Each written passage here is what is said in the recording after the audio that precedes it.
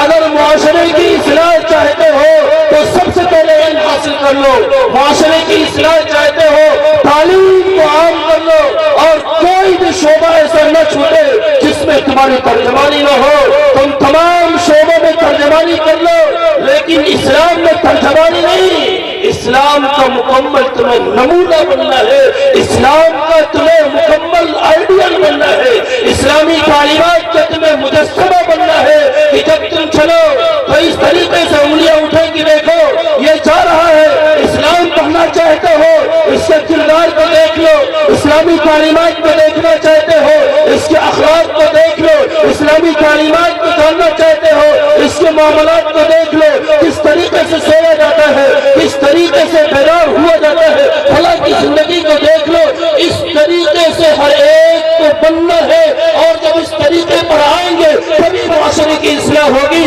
اور یہ حاصل ہوگا ان ڈوریوں پر اور چٹائیوں پر بیٹھ کر درس دینے والے وہ حضرات علماء کرام، یہ حضرات علماء کرام کا ہم پر بے انتہا احسان ہے، ہم پر یہ ہم نہیں کریں کہ یہ سامنے سنے ہیں، خود مجھ پر بھی اور تمام لوگوں پر ان حضرات علماء کرام کا اتنا احسان ہے کہ اگر پوری زندگی ہم ان کے احسانات کا شکریہ نہ کرنا چاہے، بدلہ دینا چاہے، نہیں دے سکتے۔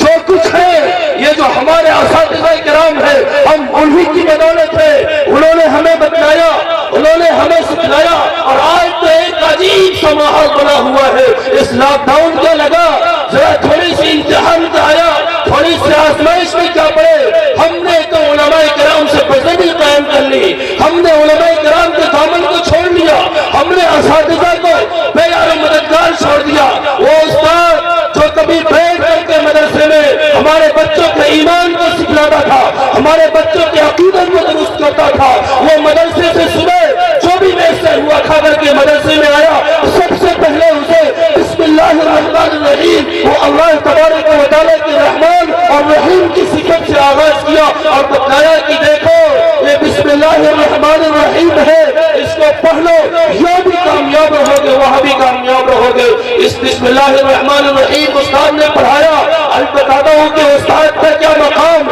یہ طالب علم نے پڑھا تو طالب علم نے کیا مقام حاصل کیا، اور اس کا بدلہ ہم نے کیا دیا۔ تفسیر کبیر کے اندر امام راضی رحمۃ اللہ علیہ نے ایک واقعہ لکھا ہے حضرت عیسیٰ علیہ السلام کا، دل کے کانوں سے سنیے گا، پھر ہوش سے داخل لیجیے گا، اور بیٹھ کر کے سوچیے گا کہ حضرت عیسیٰ علیہ السلام کہیں جا رہے تھے، گزر ہوا ہے قبر سے، پتہ چلا کہ اس قبر والے کو عذاب ہو رہا ہے، بہت ہی زیادہ پریشانی کے اندر مبتلا ہے۔ وہ چلے گئے، جب واپس آتے ہیں، واپس پھر اس مقام سے جب گزر ہوتا ہے تو کیا دیکھتے ہیں کہ اب یہ بہت آرام اور سکون سے ہے، بہت چین کی نیند لے رہا ہے۔ اللہ تبارک و تعالیٰ سے مناجات ہوئی، اللہ تبارک و تعالیٰ نے بتایا کہ دیکھو یہ شخص جب یہ انتقال کے وقت قریب ہوا تو اس کی بیوی امید سے تھی، اس نے اپنی بیوی سے کہا کہ دیکھو جو بھی بچہ پیدا ہوگا اس مدرسے اور مکتب کے اندر بھیج دینا، اور اسے اسلامی تعلیمات سے روشناس کرانا۔ چنانچہ اس کا انتقال ہو گیا، جب بھی اس کے یہاں بچہ پیدا ہوا، جب وہ چلنے پھرنے کے قابل ہو گیا اور اس کی زبانوں سے کچھ ادائیگی کے الفاظ آنے کی صلاحیت پیدا ہو گئی، تو اس ماں نے اس بچے کو مدرسے میں بھیجا، اس ماں نے اس بچے کو استاد کے پاس بھیجا، اور آج استاد نے جب اس بچے کو اپنے پاس بتایا تو اس بچے کو بتایا پڑھو بسم اللہ الرحمن الرحیم۔ آج اس کے بچے نے مدرسے میں بیٹھ کر استاد کے سامنے بسم اللہ الرحمن الرحیم کا آغاز کیا ہے۔ اللہ تبارک و تعالیٰ نے حضرت عیسیٰ علیہ السلام کو بتلایا کہ اس کا بیٹا جس کو عذاب ہو رہا تھا وہ زمین پر بیٹھ کر مجھے رحمان اور رحیم کہہ کر کے پکارتا ہے، رحمان اور رحیم سے اپنے سبق کا آغاز کرتا ہے، مجھے شرم آتی ہے تو اس کا بیٹا جو روئے زمین پر بسم اللہ الرحمن الرحیم مجھے رحمان اور رحیم کہہ کر کے پکارے، اور میں قبر میں اس کے والدین کو عذاب دوں، قبر میں اس کے والد کے ساتھ سختی کا معاملہ کروں، وہ اپنے معصوم زبان سے رحمان الرحیم کہہ کر کے پکارتا ہے۔ اور آج ہمارا حال ان مدارس کے تعلق سے، ان مکاتب کے تعلق سے کیا ہے؟ سن لو، اگر اسلامی تشخص کی بقا چاہتے ہو اور یہ چاہتے ہو کہ سروں پر ایک ٹوپی اسلامی لباس کون سا ہے، پتہ یہ چلے کہ اسلامی تشخصات کیا ہے۔ ان مدرسوں کی دیواروں کو، ان مدرسوں کی اینٹوں کو مضبوطی کے ساتھ تھام لو۔ اگر ان کو آپ نے مضبوطی کے ساتھ تھام لیا پھر کوئی آپ پر حملہ نہیں کر سکتا۔ آج ہم یہاں سوتے ہیں اور بڑے سکون کی نیند سو جاتے ہیں، کیوں سو جاتے ہیں؟ کوئی مسئلہ ہوگا مدرسے میں موجود، ہم مولانا صاحب سے معلوم کر لیں گے کہ اس سلسلے میں دینی رہنمائی کیا ہے۔ اور نوجوانوں، یہ طلبہ کی ایک جماعت بیٹھی ہوئی ہے جو میرے ساتھی ہیں، میں تہہ دل سے ان کا اس مجلس میں استقبال کرتا ہوں اور میں ان کے لیے ایک سبق امام محمد رحمۃ اللہ علیہ کے واقعے سے دیتا ہوں۔ یہ نوجوان طالب علم ہے، یہی قوم کے ہیرو اور یہی قوم کے قائد بننے والے ہیں۔ امام محمد رحمۃ اللہ علیہ جب راتوں میں پڑھا کرتے تھے، نیند آتی تب کے اندر پانی رکھا ہوا، اس کو لیتے اور اپنے چہرے پر پانی کی چھینٹیں مار لیتے۔ کسی نے کہا حضرت اس طریقے سے آپ اتنی محنت کرتے ہیں، اتنی مشقت و مجاہدہ کرتے ہیں، آپ سو کیوں نہیں جاتے؟ امام محمد رحمۃ اللہ علیہ نے جو جواب دیا تھا، یہ طالب علم دوستوں سے، یہ طالب علم ساتھیوں سے میں جواب نقل کرنا چاہتا ہوں۔ امام محمد رحمۃ اللہ علیہ نے کہا میں کیسے سو جاؤں؟ پوری قوم اس امید پر سوتی ہے کل کے دن کوئی مسئلہ پیش آئے گا، محمد سے جا کر کے معلوم کر لوں گا۔ اگر محمد ہی سو گیا قوم کا کیا ہوگا؟ میرے طالب علم دوستو، یہ مت سوچنا کہ 14 شعبان ہوئی اور مدرسے کے اندر چھٹی ہو گئی، مدرسے کے اندر پڑھایا گیا۔ اس بات بتلانے کے لیے گھر جاؤ، جو پڑھے ہو ان کو بتلاؤ اور اپنے آپ کو اس طریقے سے ان کے اندر کھلا دو، اپنے آپ کو اس طریقے سے ان کے اندر ملا دو اور ان کو دینی باتیں بتلاؤ اور کہو کہ دیکھو ہم یہاں سے آئے ہیں اور یہ سیکھ کر کے آئے ہیں اور ہم آپ کو بتلا رہے ہیں۔ آپ بتلاتے رہیں گے، آپ کا علم بھی تازہ ہوتا رہے گا، آپ بتلاتے رہیں گے، یہ قوم بھی آپ کا استقبال کرے گی۔ اور یہ تو طالب علم کی ذمہ داری ہے۔ گزشتہ کی جلسوں کے اندر میں نے یہ کہا تھا فَلَوْلَا نَفَرَ مِن كُلِّ فِرْقَةٍ مِّنْهُمْ طَائِفَةٌ لِيَتَفَقَّهُوا فِي الدِّينِ وَلِيُنذِرُوا قَوْمَهُمْ إِذَا رَجَعُوا إِلَيْهِمْ لَعَلَّهُمْ يَحْذَرُونَ۔ میرے طالب علم دوستو، یہ تمہارے لیے سبق ہے۔ اللہ تبارک و تعالیٰ نے کہا کوئی جماعت کیوں نہیں علم دین حاصل کرنے کے لیے جاتی؟ صرف علم دین نہیں، علم دین کے اندر گہرائی اور گہرائی حاصل کیوں نہیں کرتی؟ وہاں سے حاصل کر کے آئے اور آ کر کے اپنی قوم کو ڈرائے اور بتلائے کہ دیکھو نماز اس طریقے سے پڑھی جاتی ہے، اگر اس طریقے سے پڑھو گے نماز صحیح ہوگی، اگر اس طریقے سے نہیں پڑھو گے تمہاری نماز غلط ہوگی۔ تو میرے طالب علم دوستو، اس سبق کو اپنے ذہن میں محفوظ رکھیے گا۔ اللہ مجھے بھی اس پر عمل بنائے، مجھے بھی اس پہ عمل کی توفیق عطا فرمائے۔ تو ان اپنے ایمانی تشخصات کو باقی رکھنا چاہتے ہو تو ان مدارس اور مکاتب کی اینٹوں کو مضبوطی کے ساتھ تھام لو، مضبوطی کے ساتھ اینٹوں کو میں تھامنے کے لیے کہہ رہا ہوں تاکہ جو اساتذہ وہاں پر موجود ہے ان کے نکالنے کا خیال تو ذہن میں آئے ہی نہ۔ یہی وہ اساتذہ جنہوں نے ہمارے بچوں کو ایمان سکھایا، کھڑاتے تھے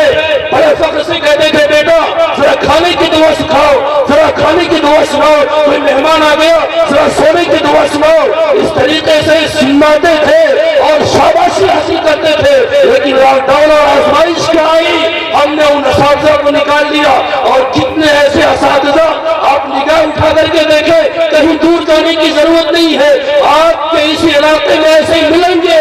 جو مدرسے میں اور مکتب میں بیٹھ کر کے بچوں کے ایمان اور عقیدے کو درست کرتے تھے۔ اور آج چھٹی کے وقت وہی استاد مدرسے کے گیٹ پر کھڑا ہوتا ہے، وہ اپنے پاس چلن کی ڈبیا لے کر کے، وہ ٹافی کی ڈبیا لے کر کے کھڑا ہوتا ہے، وہ سائیکل پر سوار ہو کر کے آتا ہے اس انتظار میں جو کبھی ایمان سکھاتا تھا، جو کبھی ایمان پڑھاتا تھا، جو کبھی قوم کی حفاظت کرتا تھا، قوم کے تشخص کو باقی رکھتا تھا۔ ہم نے اس کی تنخواہوں کو چھوڑ دیا، ہم نے خیال نہیں کیا، ہم نے ان پر توجہ نہیں دی۔ ہم نے تو یہ سوچا کہ ہم کے 10,000 5,000 روپے دے دیتے ہیں ہماری ذمہ داری ختم ہو جاتی ہے۔ یاد رکھیے اگر کسی مدرسے کے اندر کوئی استاد پڑھاتا ہے، اگر اس کی ضروریات پوری نہیں ہوتی ہے تو یاد رکھیے ضابطے کے اعتبار سے اس نے طے کر لیا, اس کی مزدوری تو مل گئی, لیکن اللہ یہ سوال ضرور کرے گا کہ اس نے علم دین کی نشر و اشاعت کے لیے تمہاری حفاظت کے لیے تمہارے یہاں گیا تھا, اس کے یہاں بچہ بیمار تھا, اس کے علاج کا انتظام کیوں نہیں کیا؟ یہ تمہارے بچوں کے ایمان اور عقیدے کو پڑھاتا تھا, تم نے اس کا خیال کیوں نہیں کیا؟ کیوں اس کو یہاں سے چھوڑ کر جانے پر مجبور کر دیا؟ اور آج وہی صبح کے وقت گلیوں میں گھومتے ہیں جو کبھی دھندے دل اور دوائے دل پڑھنا کرتے تھے, اور جو بیچتے تھے دوائے دل, وہ دکان اپنی بڑھا گئے, ان کو لاؤ, ورنہ تم سماجت کرو, ان کے قدموں میں گر جاؤ, ان سے معافی مانگ لو اور کہو ہمارے بچوں کو پھر سے پڑھانے کے لیے آ جائے. بڑے حالات ہیں ایسے لوگ کہ جن کے باپ کو بھی پڑھایا, جن کے بچوں کو بھی پڑھایا, ان کے بچوں کو بھی پڑھا رہے ہیں, ان کے ساتھ ایسے ناروا سلوک کیا گیا اور اس طریقے سے ان کے ساتھ معاملہ کیا گیا. ایسے سن کر کے اگر خون کے آنسو بھی رویا جائے تو کم ہے, خون کے آنسو بھی بہایا جائے تو کم ہے. ایک استاد 25 سال 30 سال تک مدرسے میں پڑھانے والا, جہاں پر اس کے ہزاروں شاگرد تیار ہوئے, اگر ایک شاگرد ایک مہینے میں صرف 10 روپے کی ذمہ داری لے لیتا تو اس کو گلیوں میں چورن میں بیچنا پڑتا, اس کو صبح شام وہ کھانے کی دکان لگانی نہ پڑتی, اس کو یہ در و دیوار چھوڑ دینا پڑتے. ان بچوں کے ایمان اور عقیدے سے جو مضبوط کرتا تھا, اس سے کسے بکار نہ ہونا پڑتا. کہاں چلی گئی وہ دینی غیرت, کہاں چلی گئی وہ دینی حمیت؟ کیا ہم نے یہ سمجھ لیا ہے کہ ہم کو پیسہ دیتے ہیں وہ آئے اور ایک نوکر کی طرح نہیں, وہ ہمارے محسن ہیں, ان کے ساتھ احسان کا معاملہ کیا جائے, وہ ہمارے محسن ہیں, ان کے ساتھ حسن سلوک کیا جائے. اور جو پڑھانے والے ہیں ان کی بھی ذمہ داری ہے کہ صرف یہ نہیں کہ ہم نے 6 گھنٹے کی ڈیوٹی کا معاملہ کیا ہے, ادھر گھنٹی بٹی اور بدئی اور ہم چل لیے, نہیں, ان کے بھی دینی احوال معلوم کیا جائے, کون اس سے دور ہے اس کو بتایا جائے کہ دیکھو تم اس طریقے سے راہ راست پڑھاؤ گے, اس طریقے سے چلو گے تو تمہارا دین بھی سنورے گا, تمہاری آخرت بھی سنورے گی. اس لیے معاشرے کی اصلاح کے لیے سب سے پہلے اور بنیادی عید وہ تعلیم ہے. تعلیم, اس کے ساتھ پھر عمل ہے. وہ تعلیم جب روشنی ہوگی تبھی تو راستہ دیکھے گا, جب روشنی ہوگی تبھی تو دیکھے گا کہ راستے میں پیچ و خم کہاں ہے, کہاں بریکر بنا ہوا, کہاں معاملہ ٹھیک ٹھاک ہے. اگر اس کے پاس روشنی نہیں ہے تو اگر اس کے پاس بریک ہو تو کہیں بھی بریک لگائے گا اور گر جائے گا. اس لیے تعلیم کے ساتھ ساتھ عمل کی بھی ضرورت ہے. تو ان مدارس و مکاتب کو مضبوطی کے ساتھ تھام لو, اور طلب العلم فریضۃ علی کل مسلم, اس سے غافل مت ہو کہ علم دین کی اہمیت جو شریعت نے بتلائی ہے, علم دین کی اہمیت جو شریعت نے فرض سے تعبیر کیا ہے, حق سے تعبیر نہیں کیا. اور آج چند لوگ اعلان کرتے ہوئے آتے ہیں آؤ ہمارے ساتھ اصلی علوم کے ساتھ ساتھ دینی علوم کا بھی انتظام ہے, اور ہم نے کیا کیا کہ مدرسے کو چھوڑ دیا اور ہم نے وہاں کا رخ کر لیا. انہوں نے اعلان کر دیا کہ تعلیم انسان کا بنیادی حق ہے, حکومتوں نے اعلان کر دیا بنیادی حق ہے, کوئی خدمت نہیں کرا سکتا, کوئی اسے کام نہیں کرا سکتا جب تک کوئی فلاں عمر تک ہے, اسے کوئی دکان پر نہیں لے جا سکتا. حکومتوں نے یہ نعرہ دیا, ہم اتنے خوش ہو گئے کہ ہاں ہماری حکومت اس کی جانب توجہ دیتی ہے. رسول اللہ صلی اللہ علیہ وسلم کے اس فرمان کو پڑھیے, طلب العلم فریضۃ, علم کا طلب کرنا فرض ہے. اس ایک جملے کے اندر رسول اللہ صلی اللہ علیہ وسلم نے علم کی جو اہمیت بیان کی ہے, پوری دنیا کے نعروں کو اکٹھا کر لو, اس ایک جملے کا مقابلہ نہیں کر سکتے. پوری دنیا کے نعرے جا کر کے زیادہ سے زیادہ اس پر متفق ہوتے ہیں کہ علم انسان کا بنیادی حق ہے, لیکن شریعت کہتی ہے اس تعلیم یہ انسان کے لیے فرض ہے, مسلمان کے لیے فرض ہے. دونوں میں فرق کیا ہوتا ہے؟ دونوں میں فرق یہ ہے کہ حق سے دستبردار ہوا جا سکتا ہے, لیکن فرض سے ادائیگی کے بغیر دستبردار کوئی نہیں ہو سکتا. اگر اس کو بچپن میں نہیں ادا کیا, جوانی میں ادا کرے, جوانی میں نہیں ادا کیا, اٹھارہ عمر میں ادا کرے, اس میں بھی نہیں کر سکتا, بڑھاپے میں ادا کرے, وہ اپنے دنیا سے اس دنیا سے جاتے جاتے اس کو ادا کرے, یعنی اس کی ادائیگی کے بغیر کوئی چارہ نہیں. جیسے کسی کی فجر کی نماز چھوٹ گئی, اب یہ سوچے کہ فجر کا وقت تو نکل گیا, اب تو اس کو پڑھنے کی ضرورت نہیں ہے. سنو, جب تک اس کے دم میں دم ہے وہ فرض اس پر باقی ہے, وہ ادا نہیں کرے گا, اس کی جانب سے کافی نہیں ہوگا. حق کا معاملہ یہ ہے کہ آدمی اس سے دستبردار ہو جائے کہ میں اپنا حق نہیں لیتا نہ لو جاؤ، لیکن شریعت کہتی ہے تعلیم طلب علم یہ فرض ہے، اس کو ہر حال میں ادا کرنا ہے۔ اس لیے اس فرض کی ادائیگی سے اور اس فرض پر عمل کرنے سے کبھی بھی نہ چھوٹے۔ اگر معاشرے کی حقیقت میں اصلاح چاہتے ہیں اور اس سے زیادہ اگر اپنی اصلاح چاہتے ہیں، اس لیے کہ جب علم ہوگا تبھی تو معلوم ہوگا کہ نماز پڑھنا فرض ہے تو نماز سے پہلے کیا فرض ہے، نماز میں کیا فرض ہے، نماز میں کیا سنت ہے، نماز کس طریقے سے پڑھیں گے تو نماز درست ہوگی۔ اگر علم نہیں ہوگا تو ہم اس کو نہیں سمجھ سکتے، ہم اس کو صحیح طریقے سے ادا نہیں کر سکتے۔ اور یہ تعلیم کا جو خطاب ہے یہ خطاب صرف مردوں کے لیے نہیں ہے کہ یہ سوچنے کی یہ تو مردوں کے لیے تھا، مردوں نے علم حاصل کیا، نہیں، اس علم دین کے حصول کا تعلق مرد سے بھی جتنا ہے عورت سے بھی اتنا ہے۔ جس طرح حاصل کرنا مرد پر ضروری ہے عورت پر بھی اتنا ضروری ہے، اتنا علم دین حاصل کرنا کہ ہم اپنے ایمان و عقیدے اور معاملات کو صحیح کر لیں یہ فرض ہے۔ مکمل علم دین حاصل کرنا یہ فرض کفایہ ہے، اگر کچھ لوگ ادا کر لے سب کی جانب سے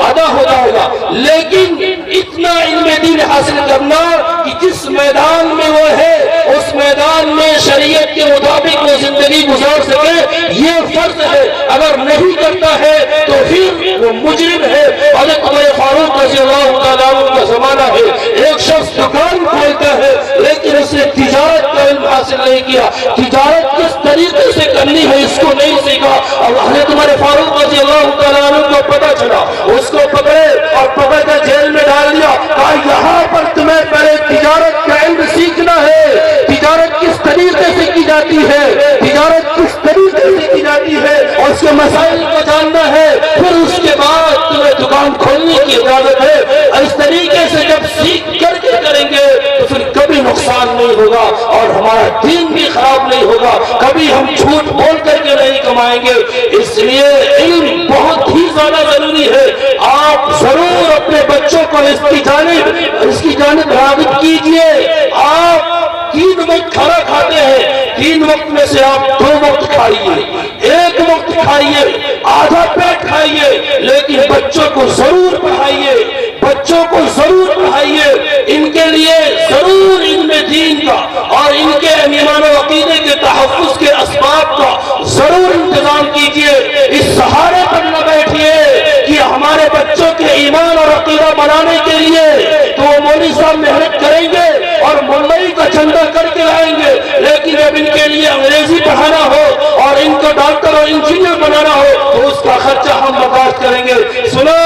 جس طریقے سے ان بچوں کے لیے روٹی اور کپڑے کا انتظام کرتے ہو، روٹی اور کپڑے کے انتظام کے لیے ان کے زبان کے چٹخانے کو برباد نہ ہونے کے لیے اس کی تمناؤں کو پورا کرنے کے لیے ہم یہ کوشش کرتے ہیں اور یہ چاہتے ہیں کبھی میرا بچہ پیسہ مانگے میری جیب خالی نہ ہو، اس سے کہیں زیادہ ضروری ہے کہ اس کے ایمان و عقیدے کی حفاظت کے لیے جو بھی کرنا پڑے، محنت و مزدوری 6 گھنٹے کی جگہ 12 گھنٹے کرنا پڑے کریے، لیکن ضرور پڑھائیے۔ اگر اس طریقے سے نہیں کیا اور یہ چھوڑ دیا کہ چندہ ہوگا تو ہمارا ایمان بنے گا، کیا ہمارے اندر ایمان کی اتنی صرف اہمیت رہ گئی ہے کہ اس ایمان کو بچانے کے لیے تو ممبئی والوں کے حوالے اور ان کے چندے پر انحصار کیا جائے اور ان کے پیٹ کو پالنے کے لیے ہم خود انتظام کر لیں؟ اس کے لیے ہم کوششیں کریں۔ کیا ان کا ایمان، کیا ان کا عقیدہ ان کی خوراک سے کم ہے؟ ان کی روٹیاں ان کے ایمان سے بڑھ گئی؟ یاد رکھیے،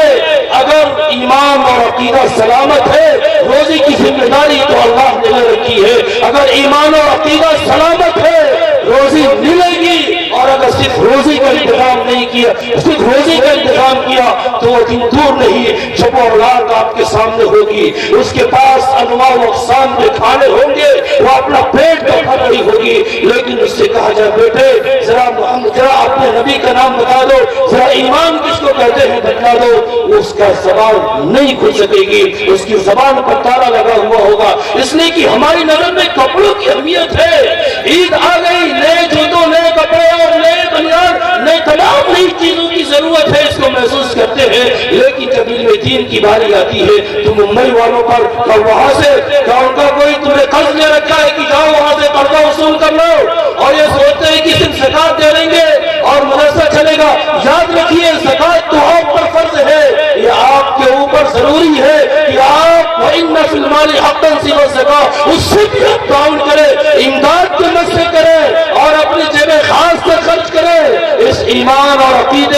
तहफ़्फ़ुज़ के जो लोग कोशिशें करते हैं, जो मराकिज़ कायम है, जो दीनी मकातिब कायम है, जो दीनी मदारिस कायम है, आज इस तरीके का माहौल पूरा है, करीब है कि वो दिन दूर नहीं जब इख्तिलाफ के काम फिजा फैल जाए और इख्तिलाफ के काम लहर चल जाए। जिस तरीके से नौजवानों को फिल्म के जरिया, मूवीज के जरिया और शॉर्ट फिल्म के जरिया उनके ईमान और अकीदे को लूटा जा रहा है, उलमा से बदजन किया जा रहा है, उलमा से दूर किया जा रहा है, और मुआशरे में बैठ कर किसी एक से गलती हो गई, अगर मुआशरे में कोई एक आलिम है, कोई एक हाफिज है या दीनदार है, उससे गलती हो गई तो तमाम लोगों को बदनाम करने की कोशिश अपने सर कर लेते हैं कि हम सबको बदनाम करके रहेंगे। मुझे हजरत थानवी रहमतुल्लाह अलैह का एक मलफूज याद आता है। हजरत थानवी रहमतुल्लाह अलैह ने कहा, अगर कोई तुम्हारे पास आलिम बन करके आता है वो मुद्दई इल्म है, मुद्दई अमल नहीं है। अगर उसके अमल में खराबी है तो इसकी वजह से आप उस पर कीचड़ नहीं उछाल सकते। वो तो आलिम बन करके आया है, वो गलत मसला बताए तो आप कहिए कि आप गलत मसला क्यों बताते हैं, वो सही मसला आप बताए करें, मुद्दई इल्म है लेकिन वो मुद्दई अमल तो नहीं है। इसलिए इस जाने भी तवज्जो दें और कोई आपके दरमियान आ जाए आप उसकी कदर कर ले। और